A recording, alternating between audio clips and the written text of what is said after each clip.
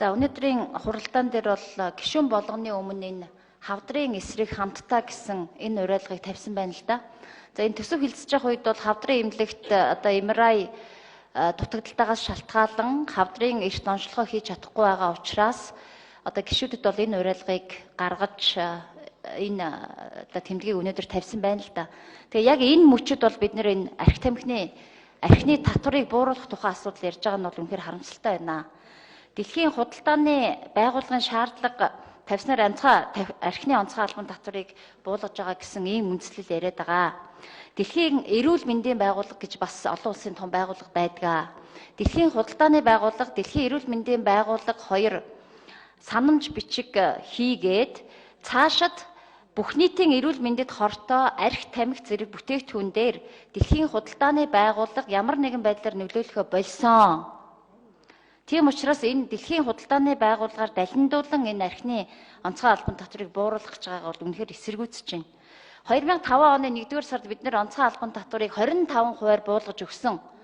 Түүнээс шалтгаалаад 2014 онд улсын төсөвт 320 тэрбум төгрөг арх тархимны татвараас ордог байсан бол 2015 онд 60 тэрбум төгрөгөөр сох дутаж орж ирж байгаа шүү дээ. Гэтэл зүгээр тэтгэврийг хамгийн доод хэмжээг 30 мянган төгрөгөөр сард нэмэгдүүлэхэд 26 тэрбум төгрөг биднэрт хэрэгтэй байгаа байхгүй юу? 96 мянган ахмад 230 мянган төгрөгийн тэтгэвэр авчаа. Тэрийг сар болгон 30 мянган төгрөгөөр нэмэгдүүлэхэд 26 тэрбум төгрөг хэрэгтэй байна. Гэтэл арх тамхиныхаа татварыг бид нэр 60 тэрбум төгрөгөөр буулгачаад суулж байна. Тийм учраас би энэ саналыг оруулаад дотоодынхаа архины татварыг ялангуяа 25-аас 40 градус буюу манад үйлдвэрлэгддэг 38 градусын цагаан архиныхаа татварыг 2900 төгрөг байгааг 8000 төгрөг болгочихё.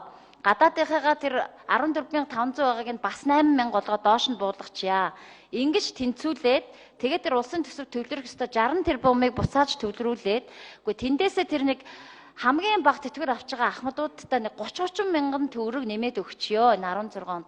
Тэгэхгүй бол энэ ахмадуудын тэтгэврийн хамгийн бага тэтгэвэр авч байгаа ахмадууд бол өнөөдөр үнэхээр ядарчин шүү.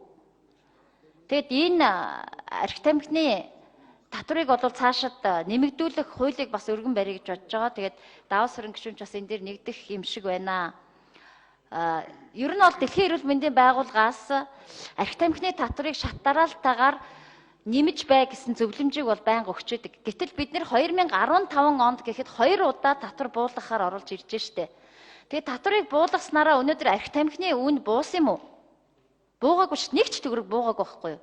Тэгэхээр тэр 60 тэрбум төгрөг бол арх тамхины үйлдвэрлэгчид, импортлогчдын гарт цэвэр ашиг болж очиж байгаа байхгүй юу?